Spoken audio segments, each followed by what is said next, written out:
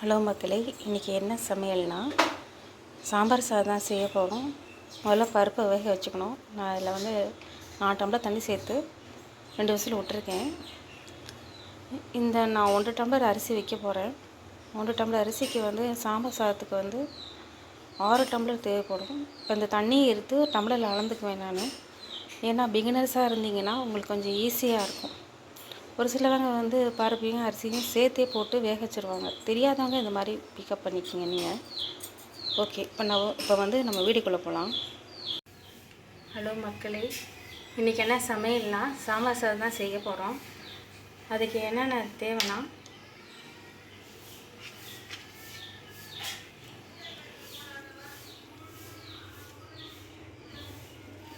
வெங்காயம், தக்காளி, கேரட், முள்ளங்கி, சௌச்சௌ, ஒரு மிளகா, கார மிளகா. உங்களுக்கு காரத்துக்கு தகுந்தாப்பில் போட்டுக்கோங்க. அப்புறம் சாம்பார் தூள் மட்டும்தான் அதில் சேர்க்கணும். வேறு எந்த தூளையும் நீங்கள் சேர்க்கக்கூடாது. இப்போ எண்ணெய் சட்டியில் தேவையான அளவு எண்ணெய் சேர்த்துக்கோங்க. நீங்கள் எப்படி சாம்பார் வைக்கிறீங்களோ அதே மெத்தட் தான். என்ன இதில் சாம்பார் என்ன இதுன்னா சாம்பாருக்கு நீங்கள் மல்லித்தூள், மிளகாத்தூள் சேர்ப்பீங்க. ஆனால் இதில் சேர்க்கக்கூடாது. அதுதான் வித்தியாசம் சாம்பார் சாதத்துக்கு. இது ஃபுல்லாகவுமே சாம்பார் தூள் மட்டும்தான் போட போகிறோம். முதல்ல கடுகு சேர்த்துக்குவோம்.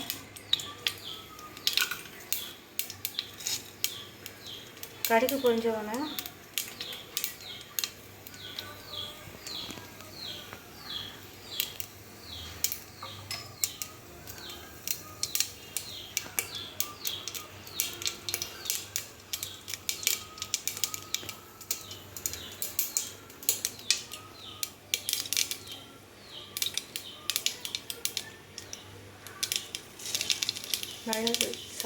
ஜீரகம் சேருங்க. ஜீரகம் சேர்க்கலாம், ஒன்றும் தப்பு இல்லை. 1-2 போட்டுக்கணும்.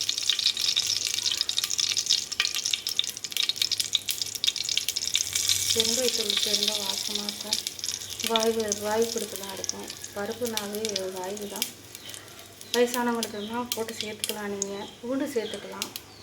2 பூண்டு பல் போட்டுக்கலாம்.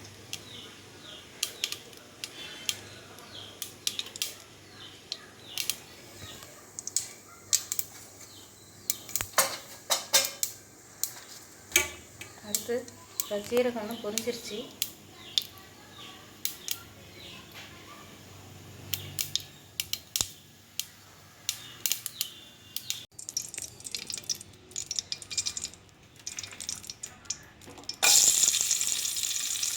வெங்காயம் சேர்க்கணும்.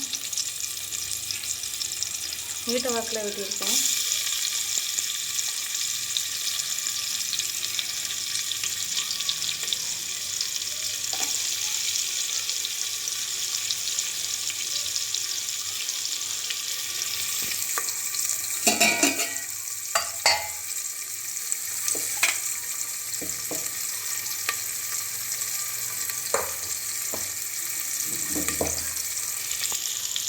கொஞ்சோண்டு கல்லுப்பு. வெங்காயம் அப்போ தான் சீக்கிரம் வணங்கும்.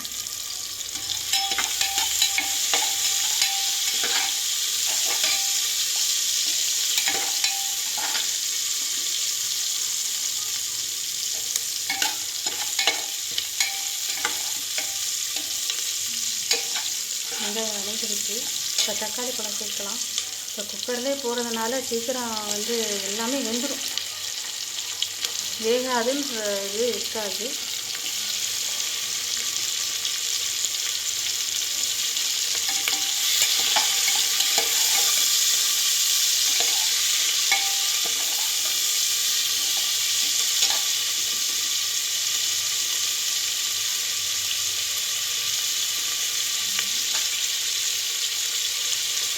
பச்சை மிளகாய் சேர்த்துட்டேன். இதோடு சேர்த்து சௌச்சௌ, மிளகு, கேரட், கொத்தவரங்காய். நீங்கள் கத்திரிக்காய் போடலாம், முருங்கைக்காய் போடலாம், சாம்பார் காய் போடலாம். சாம்பாருக்காகனால சாம்பார் காய் பொரியல் போடலாம். ட்ரை பண்ணி பாருங்கள் மக்களே. நல்லா டேஸ்ட்டாக வாசமாக நல்லாயிருக்கும். பிள்ளைங்களும் விரும்பி சாப்பிடுவாங்க. கோயிலில் தான் சாப்பாடுலாம் இது பண்ணுவாங்க. இந்த சாம்பார் சாதம் மேக்ஸிமம் குழந்தைங்க அங்கே தான் இது பண்ணுவாங்க. வீட்டிலே இந்த மாதிரி சாம்பார் சாதம் செஞ்சு கொடுத்தீங்கன்னா குழந்தைங்க ரொம்ப விரும்பி சாப்பிடுவாங்க.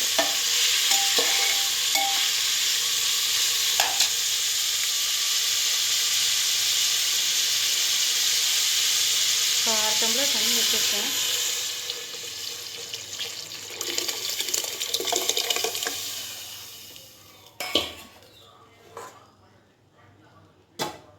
நான் பருப்பு தண்ணி இருத்து வச்சுருக்கேன். அளவுக்கு 1/2 டம்ளர் இருக்கும்.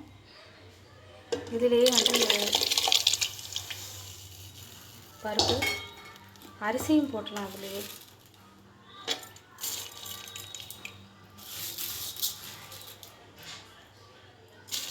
தண்ணி கரெக்டாக அளவாக நிறையா இது. ஏன்னா அது சாம்பார் சாதம் கொஞ்சம் குறைஞ்சா கூட ஒன்றும் பிரச்சனை இல்லை. கம்மியாக வச்சிங்கன்னா அடி பிடிச்சி போயிடுச்சுன்னா சாப்பிட முடியாது.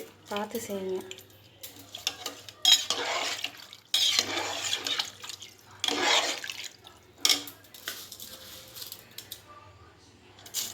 இதில் வந்து உப்பு போட்டு இவ்வளோ உப்பு போடலாம். குக்கரில் ஒரு 3 விசில் விட்டோன்னா சாம்பார் சாதம் ரெடி. கடைசியாக புளியை கரைச்சி ஊற்றி இவ்வளோ புளி சேர்த்துக்கணும். புளியை கரைச்சி ஊற்றிட்டிங்கன்னா சாம்பார் சாதம் ரெடி. சரி, இப்போ நம்ம லிட்டை மூடி வச்சிடலாம். மூடி வச்சுட்டு விசில் வரட்டும். உப்பு போட்டுட்டு மக்களே, நான் இந்த அளவு சாம்பார் தூள் சேர்க்குறேன். 1 டம்ளர் அரிசிக்கு இது போதும்.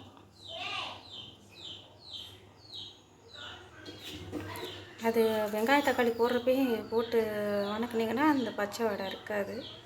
உப்பு இந்த அளவு சேர்த்துக்கோங்க. இப்போ நான் இட்லி போட மூட போகிறேன். எல்லாத்தையும் ஒரு கிளறிங்க. அப்போ தான் காயெல்லாம் ஒரு சேர வேகும்.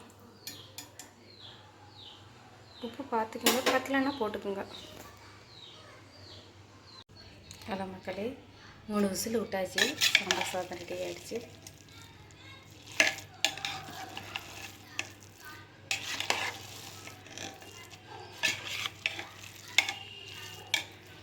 இதில் கொஞ்சமாக புளி ரசம் ஊற்றி ஒரு கலர்னா சாம்பார் சாதம் ரெடி. ஓகே மக்களே, லைக் பண்ணுங்கள், ஷேர் பண்ணுங்கள், சப்ஸ்கிரைப் பண்ணுங்கள், ஃபாலோ பண்ணுங்கள். ஓகே, பாய்.